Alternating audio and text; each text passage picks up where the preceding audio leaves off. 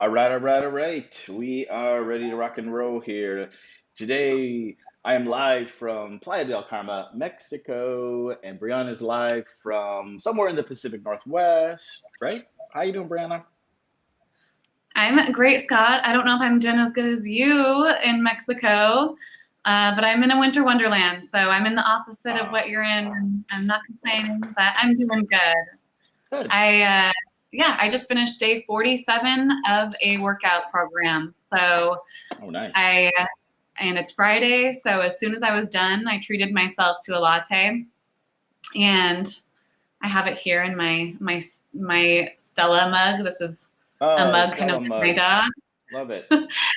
And yeah, and then I couldn't help myself, but I had to get a gingerbread cookie for Oh, later.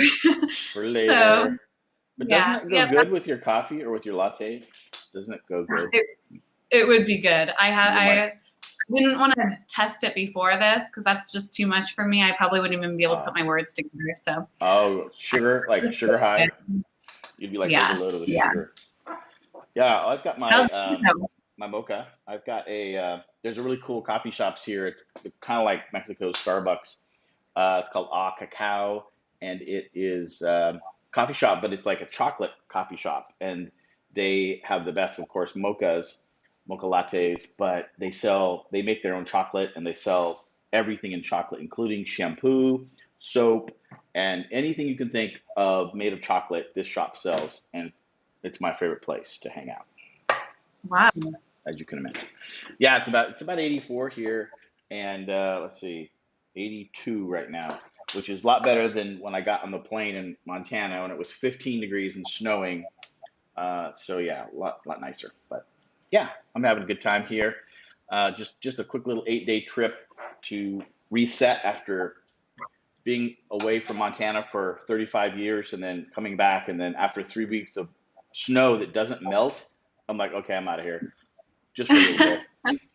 But I'm actually Yeah, looking forward to coming back and having a white Christmas, so that'll be fun. Yeah. yeah, for sure. Very So nice. what the heck is going on with crypto? Are we done with Sam Bankman-Fried yet? Are we done?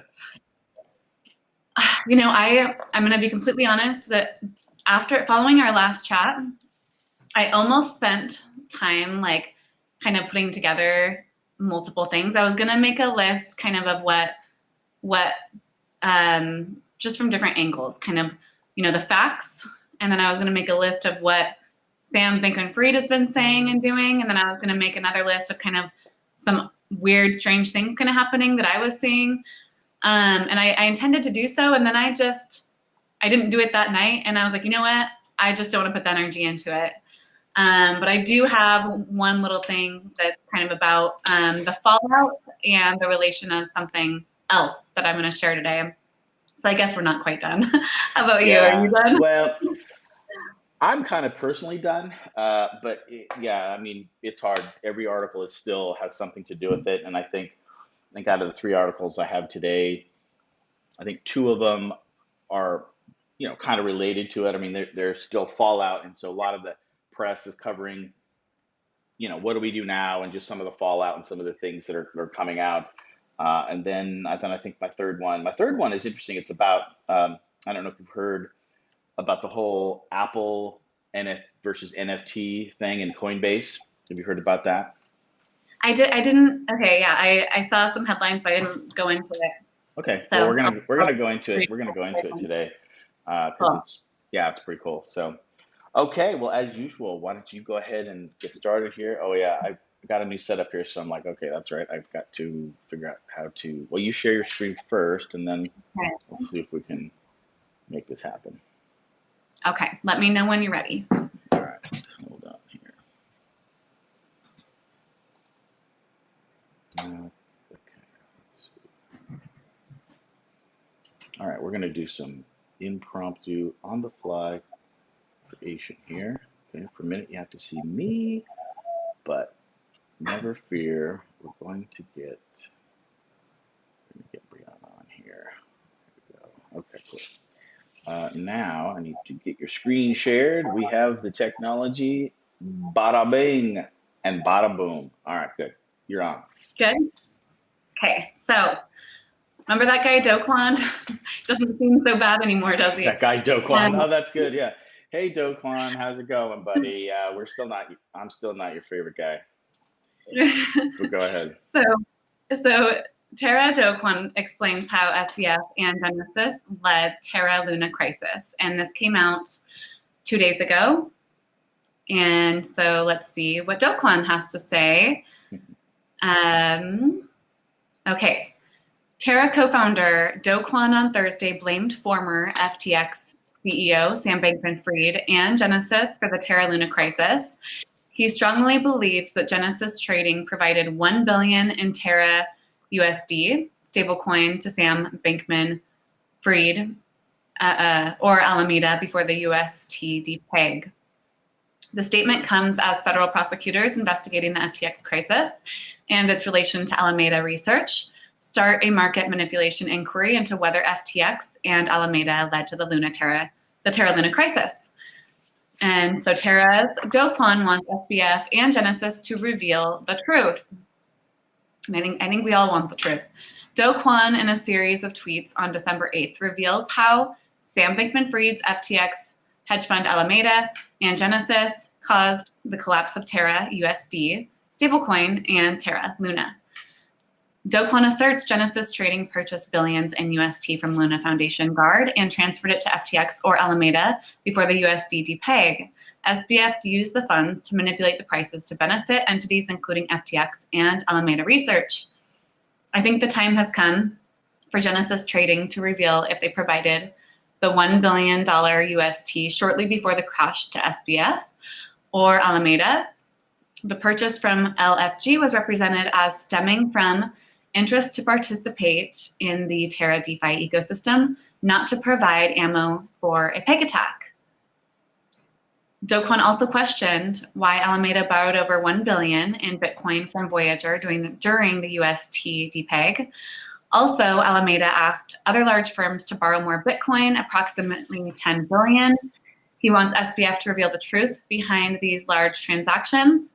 He believes Sam Bankman-Fried's cryptocurrency trading firm Alameda placed a big bet on the price of Terra Luna falling. In addition, he reveals that Alameda was behind the large currency contraction that UST went through in February 2021. Alameda sold $500 million in UST in minutes to drain the Curve liquidity pools during the magic internet money crisis. And then it states, what's done in darkness will come to light. So prosecutors investigate SBF over market manipulation, as we know.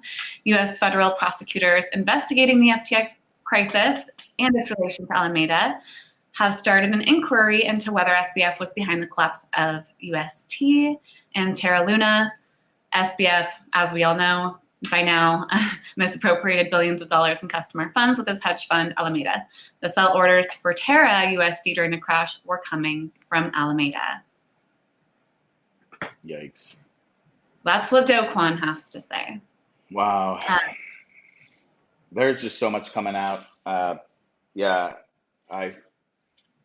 it's funny. I thought my two articles were not going to be on FTX, but they are. There's actually one that's kind of similar to this, now that I think about it. But yeah, it's just, I mean, it's kind of crazy because what I was hearing a couple weeks ago was that the Terra crashed, perpetuated, and sort of caused, the whole FTX system to crash. And now we're seeing that, fingers are being pointed and back the other way. And well, I'll save it for my article, but there is lots of talk out there. Now, I think it was in a video that, yeah, that Sam Bankman-Fried really was sort of a mastermind in creating all of this chaos that started a year or two ago. And that, of course, everyone's going to say that. Some people are going to say, yeah, he masterminded it, right? He knew everything going on in there, and it's just a cluster, because people are going to start pointing the fingers left and right here, and this stuff comes out, and it'll be years probably before we really, know the full detail. And yeah, but I guess I'll just, and the comment on it's going to make crypto stronger. If it wasn't SBF, it would have been somebody else. And this is part of growing in a new ecosystem, a new financial system.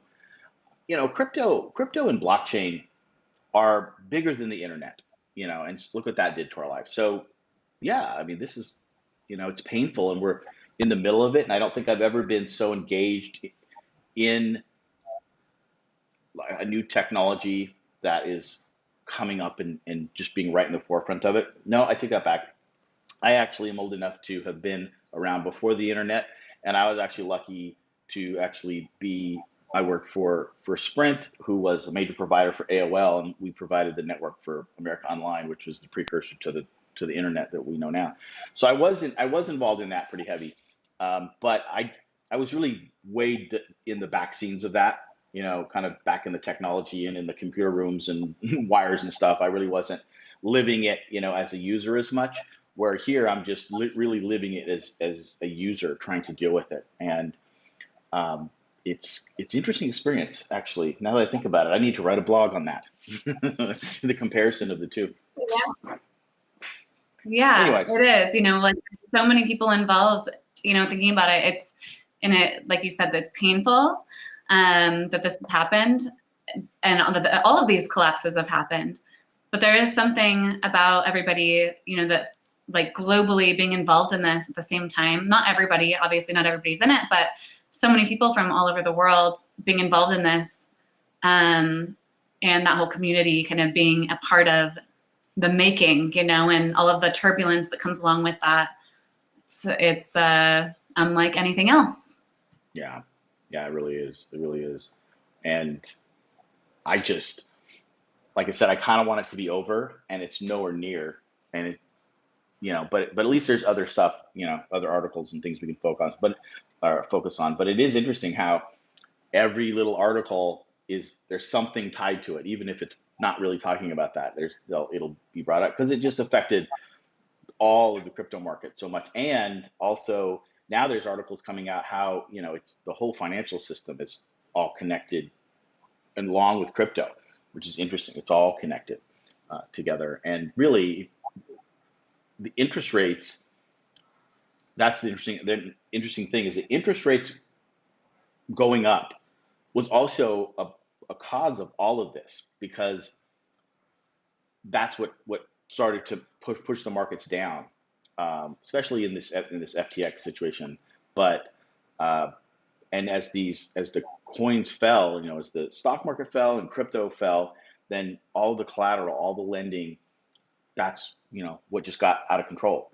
And again, hopefully this is a lesson about collateral or lending, under collateralized lending, and also a story that DeFi, which has over collateralization to get into it, didn't have this problem because Mm-hmm. it's code is the law, right? So if you're going to borrow in DeFi, you have to have over collateralized your assets, and the contract dictates when and how that gets liquidated and how the ratio, automatically gets moved back so that it sells off some of your collateral so that now the ratio is in line, so it's not out of whack, so that there's still a 1-to-1. So if there was a bank run or something, all the assets would be there. And I just find that really fascinating when you really think about that DeFi, it's smart, I mean, it's smart protocol. These are smart concepts that were put in there. This isn't just people winging this. Now it is new, and so it's still going to continue to grow and get more sophisticated, but it's taking care of what it needed to do. Again, when I talk about Satoshi's sort of utopian dream, DeFi really does provide that. It has the mechanism to automatically, without any oversight or any control, regulate and have a nice mechanism to safely and fairly have investors invest and borrow. And so we really are replicating traditional finance, and in the early stages of this, it's proving to work really good. So we still got backdoors and some of the bridges and some hacking, that happens But as far as the mechanism works, maybe one of the really, really good things that comes out of this is just really now being able to trust DeFi, where maybe before we weren't sure because it hadn't been tested. Now, I'm not saying that, we're completely out of the woods. I think it's still new enough, and there's still new stuff coming on all the time, in DeFi. But for me, the biggest issue out of this whole thing is the clarity for me, anyways, between CeFi and DeFi, and and regulation coming in and regulating CeFi for sure. I mean, it's happening. I mean that they're just chomping at the bit. And I didn't do any articles about regulation, but there's a lot of them out there. I mean, people are there, the Mhm. Congress and regulators, they're chomping at the bit to get this done before the end of the year, which, I don't know. That would be to me a little fast, but um, back to, I always end it back to DeFi works. So Yeah, I'm glad you go pointed that DeFi. out.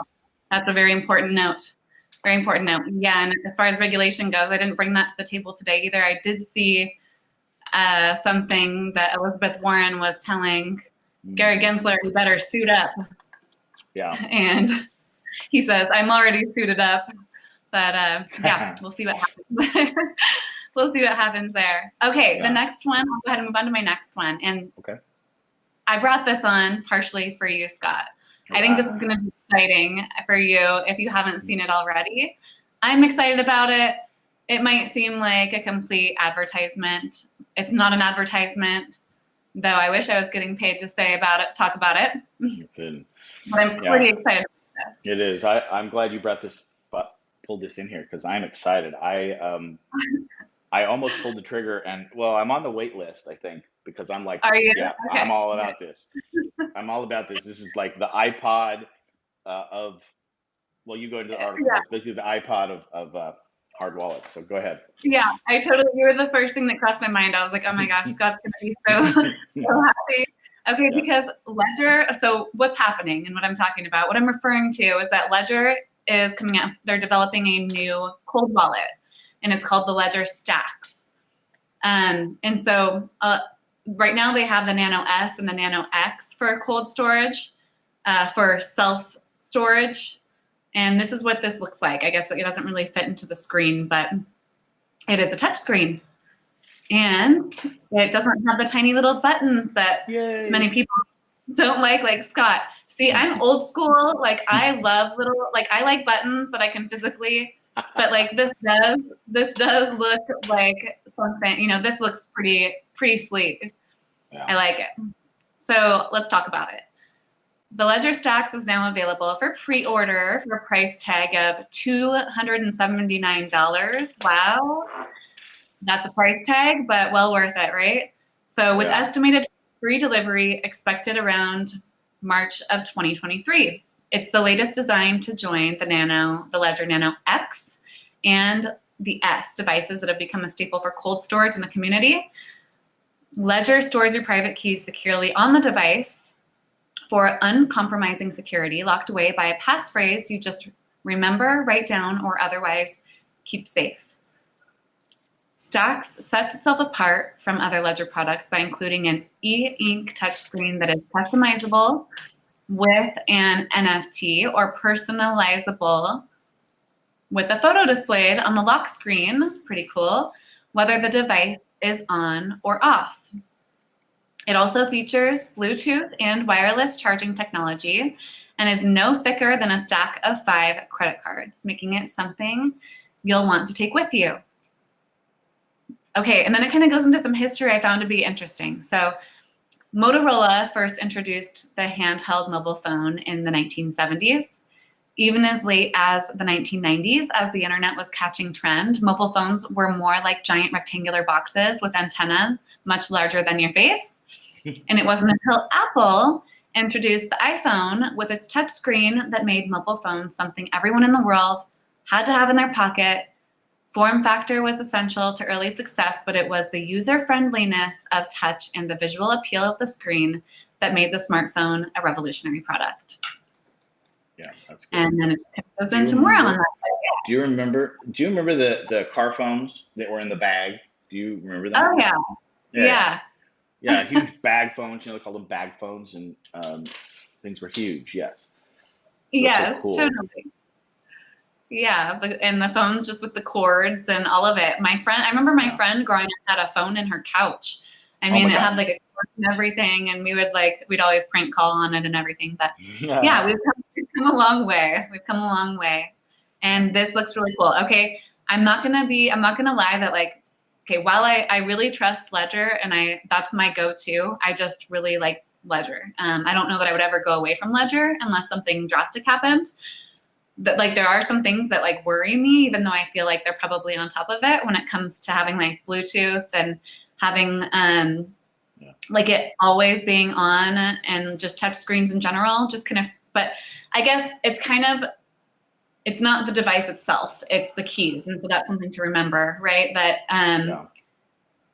That if this was to break, then all we need is our passphrase Yep. or our is that what they called it? A pass. They call it a passphrase, keys, the same thing. Okay, so and so I'm curious with this if the passphrase is still like the words, Yeah. or if it'll be different. I Oh, guess. I'm pretty sure it'll be the same because that is a cryptographic standard. The passphrases, I guess, or yeah, it's kind of interesting that because they're really a bunch of words. So I don't know, passphrase. I guess that's what those are. There still is a password that goes with all of these, but that's the password. Yeah, the password is just used. Once you get your seed phrases or your passphrases, whatever, and lock those away, you can still just access it from a password, right? Just like your Ledger, X or whatever does. But it's if you like me when I can't even remember what happened now, but somehow I had to like clear out or refresh, my ledger, and then I had to enter the passphrases, and I can't get it. I can't get it to unlock, and it's weird because you know how when you select those little buttons, it comes up with a list of a couple of words, and it tries to get or it guesses, and it asks you, "Is this the word? Is this the word?" And then you select the one out of maybe three or four, right? And it always works for me. The phrases that I think are in there work, but every time I click on it and I put all 24 in, which seems like it takes hours, and it probably takes what, Mm-hmm. 5 minutes, but it's excruciating. Um, and so you get all 24 in there, and then it says invalid, and it's like, oh my god. And And then it's yeah, I'll try this again tomorrow. Yeah. I know, yeah. So Oh man. this yeah, I'm just so excited to be able to do touchscreen, and I don't know why it's such a big deal to me, but like going like that, oh, I can't see, I don't have my camera on, but clicking those little buttons is just so weird. At least if I could type it in, uh, that would, I don't know, feel better. Maybe it doesn't work any better. I don't know. But I'm Yeah. glad that they're coming out with this because, yeah, I Trust Ledger was my first one. It seems like a really, one of the very first uh, wallets, and it's very popular. A lot of people have used them. Nobody's really had any issues with them. So I'm glad because I have been looking into other types of wallets that have some are look like credit cards and some are little boxy things like this. But nothing has the touchscreen as large as this and as cool as this. And one thing that I didn't see you mention in there was that they actually borrowed one of the designers from Apple. Mm, Yeah, so that's mm. why it kind of has the Apple feel and touch to it, which is pretty cool. And I'm a big Apple guy, so I'm gonna be a big fan. So hopefully it'll work and it'll actually come out in March. So I'll let you guys know 'cause I'm gonna get one right Yeah. away. Yeah, Yeah. You'll have to be the reporter on that and give us all the ins and yeah, outs. And I can so see this in the future, like everybody walking around with their little ledgers and pulling them out of their pockets. And yeah, we'll yeah, see. yeah. But Well, that's interesting because the other thing that's going to come along here pretty quick is the blockchain phone or whatever you want to call it, crypto phone. And will it have a, part of this? I mean, they're talking about hot wallets, but could it be a cold wallet too? I mhm. guess, I guess that kind of defeats or goes against the definition because it would have connection to the internet on your phone. There Right. might be a way to like wall it off or something where internet part can't touch that, but um, so in a way, but the other thing that's interesting about this is they call it stacks, and one of the pictures that I saw is it had three or four or five of them like literally stacked up on each each other. And along Mhm. the side of it is the LCD screen wraps around the end of it. So you could literally stack them up like in a stack of books, and like the spine of the book, the spine of each of these also has the LED. So you can name them different names. So if you had like say one for each member of your family or whatever, you could like put them like in a bookshelf, Oh, and you could cool. That's read cool. this, yeah, read the spines of them. Um, I was listening to your man Mark Ross. Is it Mark Ross, the guy Oh, that Mark Moss. Mark Uh-huh. Moss? Yeah. Yeah. Today, and he was saying that he has about 8 wallets, that he has all his crypto spread out, or he had 8 wallets spread out, because he just didn't want, like, if one doesn't work or whatever, he just didn't want all of his, crypto in one, which makes sense. But now he's Mhm. actually moved to multi-sig, which you have to have like 2 or 3 different people have to have the keys. So to actually unlock it, you need 3 people to unlock a multi-sig wallet, Oh, if you will.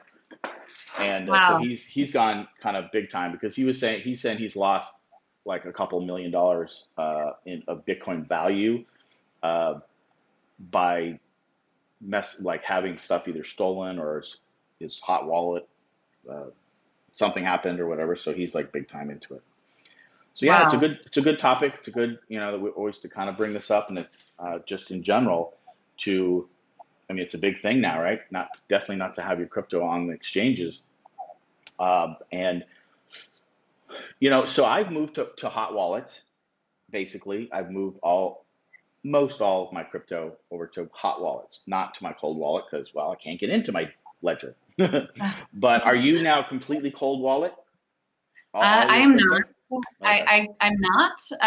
I probably would be close, but I have the Ledger Nano S, and there's only so many Oh, that's different. So right.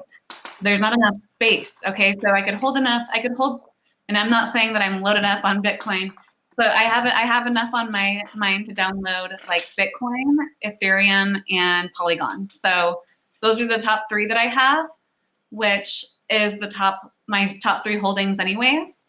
But I don't have enough space now to download any other of them. So that's just kind of, I eventually would like to move into this, probably this new one, Stacks, eventually, Yeah.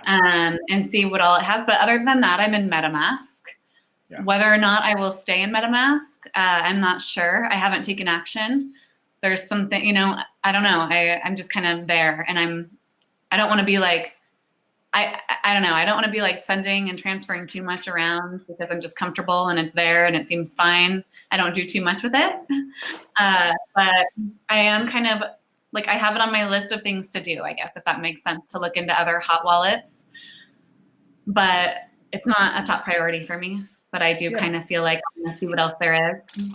So I like the Exodus hot wallet, and it's just, an app that you download on my, I have one on my Mac, and it's on my phone, whatever. And really, for me, the main thing is because, Bitcoin doesn't really play well on MetaMask, because MetaMask is mainly an Ethereum based wallet.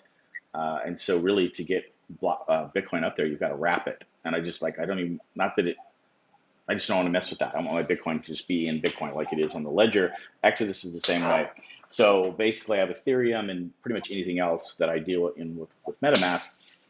Um, I have Ethereum also in my hot wallet, and Bitcoin for the most part, and a couple other little coins, a little bit of XRP, and just tiny, tiny amounts of some other stuff. But for me, again, since I'm doing a lot of DeFi, I have to have crypto in my MetaMask, because that's what I run all of my yield farming and all the DeFi from my MetaMask wallet.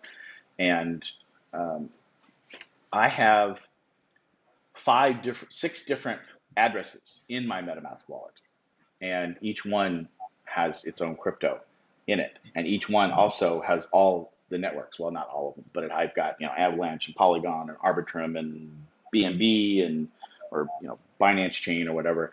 And so again, I still am a huge fan, but the biggest thing I can say to people, if you're looking to get into, well, all of crypto, but especially DeFi and yield farming, is organization, because this stuff can get away from you really quick. So not only do I have pretty good spreadsheets that track everything, I also add in there what my MetaMask addresses are. So Mm. one of the cool things I was able to do was buy a unstoppable domain that has my crypto sort of sign, which is Crypto Cowboy Montana. And so that is actually a URL, Crypto Cowboy Montana, or at that. And so it's linked to my MetaMask wallet. So I can actually just people can send me crypto. And by the way, if you want to, you can just send your crypto to at Crypto Cowboy Montana or MT. So uh, that kind of takes place of that long code that would typically be there. You now yes. have actual words, but it's a lot easier to be able to say like this is where. Okay, Yeah. nice. Yeah, so that's my main wallet, and that's what I do, like my investments mostly. And then I created 5 other addresses inside my MetaMask wallet that just have the long addresses or whatever.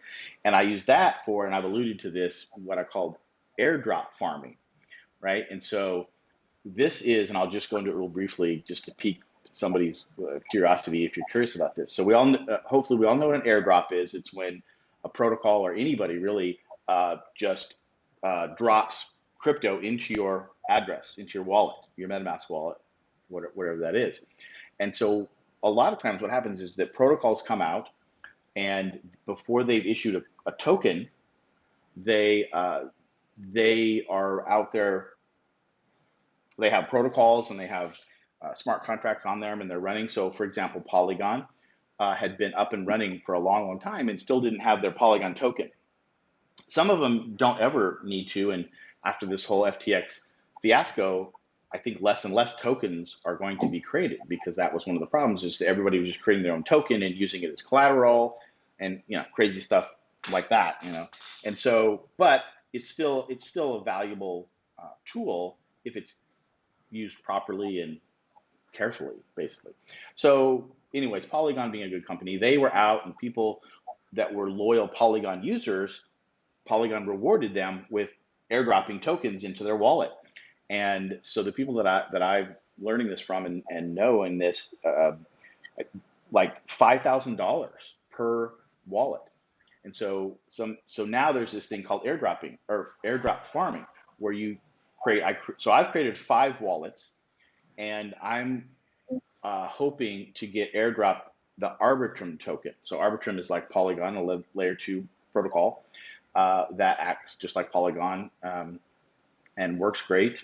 And they don't have a token yet. So if you're an Arbitrum user and you're swapping coins in and out on Arbitrum networks, and you are buying NFTs that are on the Arbitrum network, uh, the hope is that they will reward their loyal users and airdrop.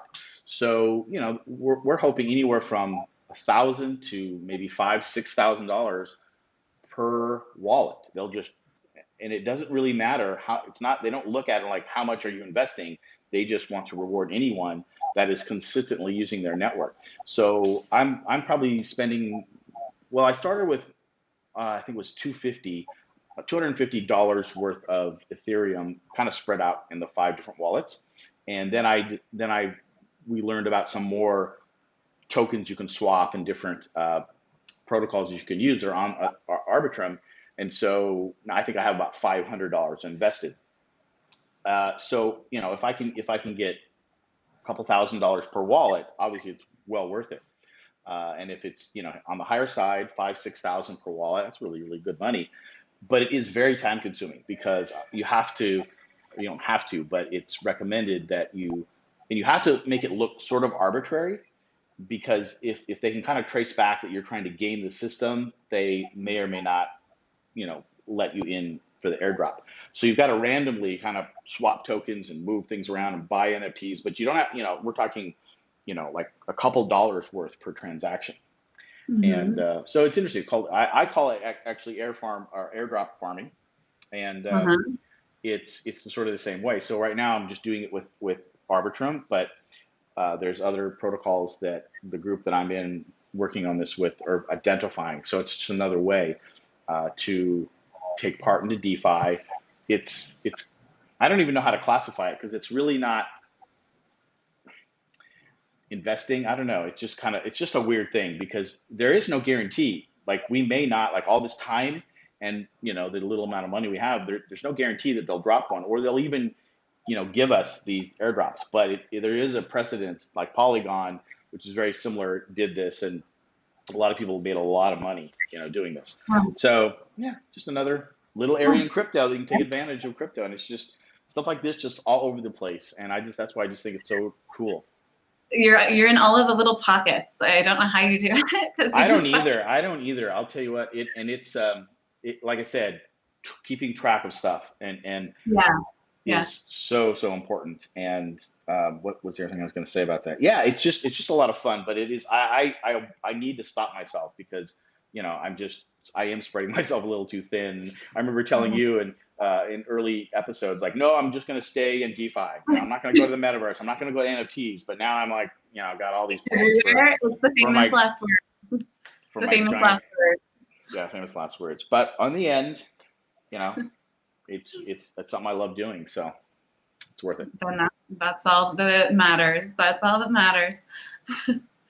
That's really cool. Yeah, I've never heard of the yield farming airdrop. That's a whole new concept for me. Yeah, haven't gone into that.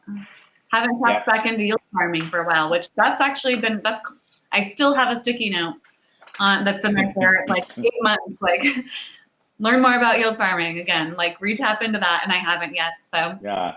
Well, I'm gonna work with one of my closer. clients. Yeah. So one of my clients that started off in sort of my intro, my crypto for the rest of us intro course, has he really uh, he is advanced, and so I'm going to actually work with him one on one and teach him a little bit of yield farming, and so I'll probably record that. So maybe my special friends might get access to that, and if anybody maybe wants access to that, they can text me, DM me, or contact me and say, I heard you've got this yield farming video, and I might be inclined to send that out to you. So that's coming up. Nice. Yeah. Cool. All right. You got anything else? That's all I have today. It was actually, kind of simple, easy breezy today. Easy breezy. Okay. Let me see if I can do some easy breezy. Okay. So I'm going to have to go down to my new scene here. We're going to take you off, maybe. And we're going to put me on. There we go. And let's see, share my screen. Maybe. Yeah. All right. There we go. Okay. Apple wants to tax Ethereum. It's really interesting because I'm a big Apple fan, but I find this really interesting.